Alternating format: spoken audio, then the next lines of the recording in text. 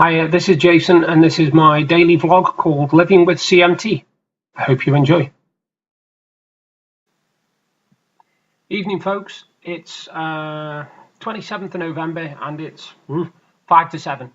It's been a quiet day today. I've been mainly, to be honest with you, trying to stay warm. I've been absolutely freezing today. It's been really, really cold. It's probably just my age, or my CMT, or both. I saw a post earlier on CMT where a woman asked if anybody ever suffered with depression because of CMT. And I posted that, yeah, I can relate to that because, as you've seen on my previous videos, if you've seen them, I have actually been treated this year for depression and anxiety. I had to go see a specialist because I was not myself.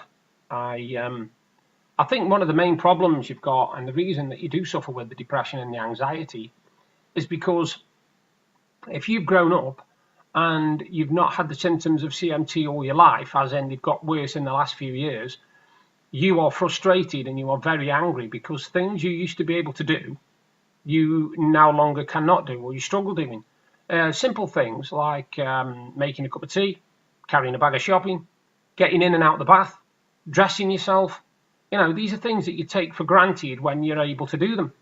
But when suddenly your CMT kicks in quite bad, like mine's deteriorated over the last 5 years really bad, you go from doing stuff to not being able to do stuff, and your mind can't accept it.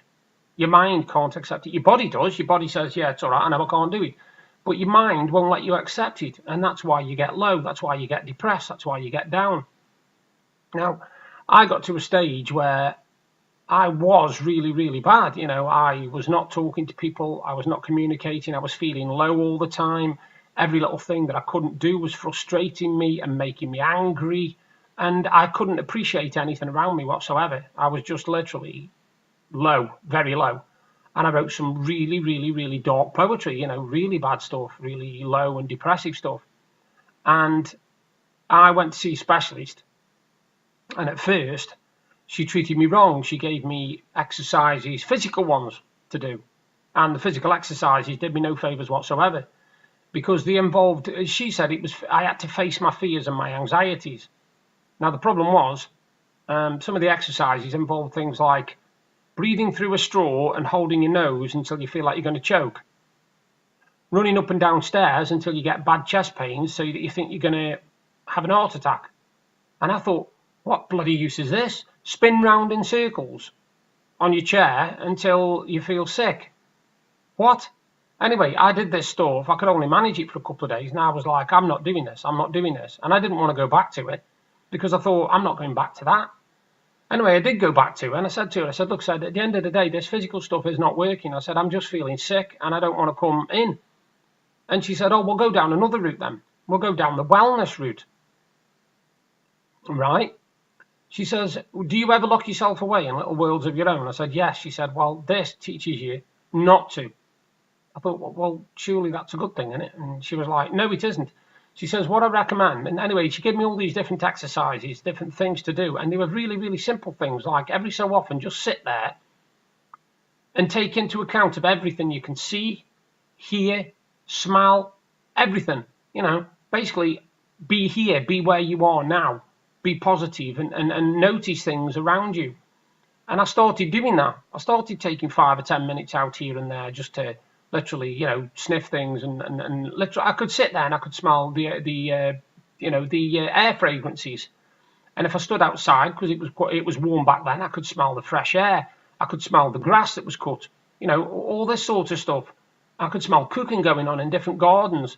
And I looked and I could see the colours of leaves and people walking and talking and all sorts of stuff. And it was really good for me. It's a really, really good therapy. The one thing I always used to do, I've always done it since I was a child, is lock myself away in other worlds. I create worlds that I just disappear into. And where it used to help me was if I used to have to walk a long distance, and I used to have to walk some long distances, I used to have to walk 1.5 miles just to get to school. But from when I set out in the morning, I would literally lock myself in one of these little worlds, and before I knew where I was at school. And I didn't remember walking to school because I'd locked myself in the world, you see. And as I'd always found that an advantage, I did it more and more and more throughout my adult life. If I was sitting there sometimes, I would just create little universes and little worlds and go into them, you know. Anyway, I've now been told that's not a good thing. That isn't a good thing at all, because you're not being real. You're not facing reality. You're locking yourself away. Instead of facing your problems, you're walking away from them. Anyway, it taught me a lot, and it taught me to appreciate what I've got, what's around me. Now, bear in mind, this all started about April, right? And I went to see this woman, and I was seeing her for a few weeks, May, June. I think it started in June, May, I think. Anyway, in June, she said to me, try and think of things that you can do. I know you've had to give up loads, because I told her that in the last, 10 years, I've had to stop everything I've enjoyed doing, which is walking on my own. I can't do that anymore. I've got to have a stick and calipers. I can't play snooker no more because I have severe problems with the base of my spine. I can't play darts no more because I can't hold the darts, can't grip the darts, and I can't balance. So all these things I've had to give up doing. I've even had to cut down my gaming. Now, I like gaming. I've always been a gamer since I had a Spectrum when I was about 8 years old. And suddenly I couldn't hold the controls after about half an hour, 45 minutes. And I thought, this is getting ridiculous. I can't grip anything. And I started getting angry and depressed at that. And then what I did, I started saying, well, hang on a minute, I can do half an hour and I have no problems. So I do half an hour sessions now. If I do half an hour, I might not do another half an hour till the following day. Or I might leave it 4 or 5 hours and then come back and do another half an hour. So I was concentrating on things that I could do, and that's why I started this vlog. I started it on the 1st of June, and I've not missed a day since. I've done a day every single day. Now, I've had a couple of setbacks where people have said to me, why do you do one every day? You don't need to, just do one a week. Well, that doesn't help me then, because for 5 or 6 days, I'm lost. What do? I do my surveys, don't get me wrong, I do my surveys. I do lots and lots of surveys. But I started doing my vlog, and I'm a writer as well. And in the space since I've actually sorted myself out, I managed, obviously, as people know me, I've had 2 books published. One's a book of poetry and one's a fantasy novel. And I've self-published them. I was sitting on my backside for ages, just saying, no, I'll do it one day, I'll do it one day. So my advice to that person is literally concentrate on what you can do. Don't be worried about what you can't do, because anybody with CMT loses the ability to do quite a lot. Stay positive, stay focused. It took me a long time to realise that. It's good if you've got people around you. If you've got family that are supportive, that's fantastic.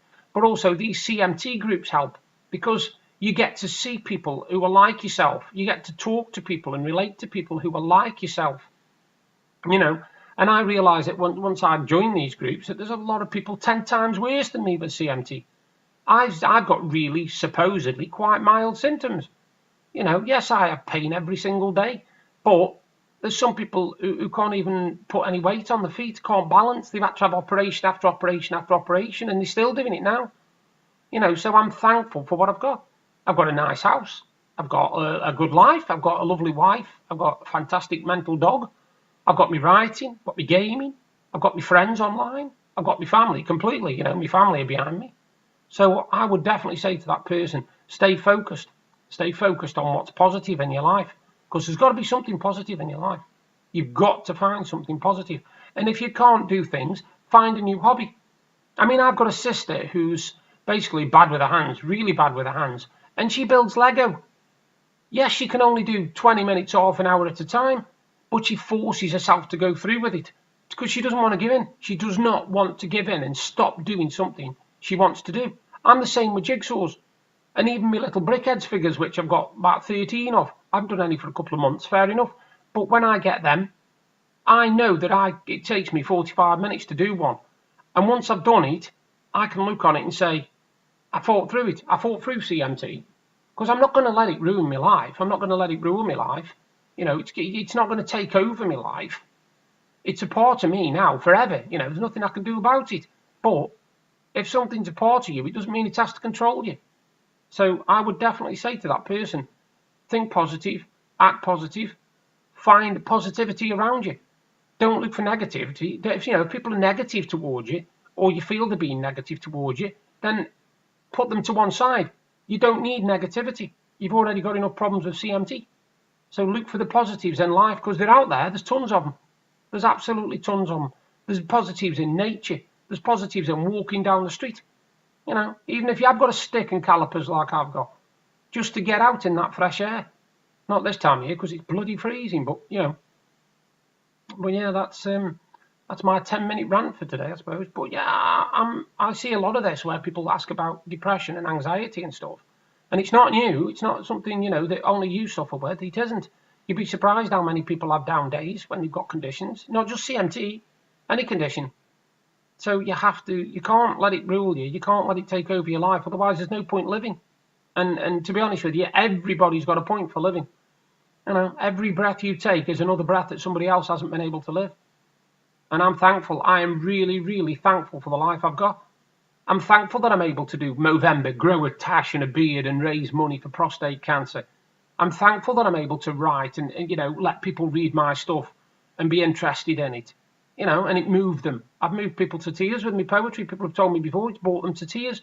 You know, that's my writing. That's what's in me. And everybody's got that. Everybody's got something that they give to the world. You might not think you have, but you have. You know, so yeah, that's me done for today. But that's my positivity for today. Just stay positive, keep smiling, and you know, you will work your way through it.